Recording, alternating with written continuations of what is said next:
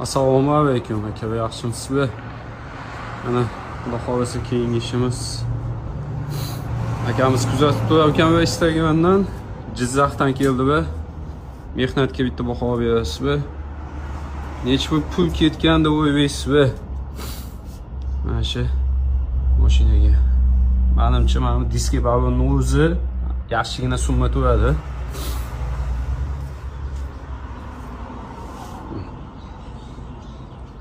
Kamaski tormoz sistemada menimcha zo'r bilmayman, bilgan va kommentariyga yozib ketasizmi? Necha pul rasxod ketgan bo'lishi mumkin. Hamma o'zini sog'lig'i uchun, ishi uchun shunaqa summa topsa, yaxshigina qiladi deb o'ylayman.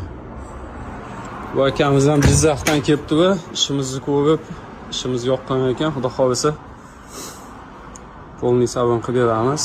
Oyna va splashnoy bo'ladi. Shunga qilib qo'ygan ekan va kun issiqda, bundan keyin kun issiq bo'ladi.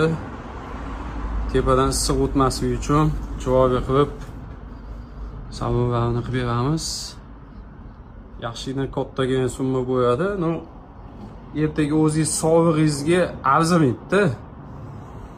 Ertaga kasal bo'lib qolsangiz, issiqda yurganingizda boshingizdan issiq o'tib, nima bo'lganiga arzimaydi summa. Ertaga sog'lig'ingiz ketib 7 million, 8 million o'zingizga sarflagandan ko'ra, mashinangizga chiroyli qilib olsangiz, xudo xolasa sog'lig'ingiz ham yaxshi bo'ladi. Mashina ham yaxshi bo'ladi. Mana. Tapetki ko'jalarigacha bo'ladi.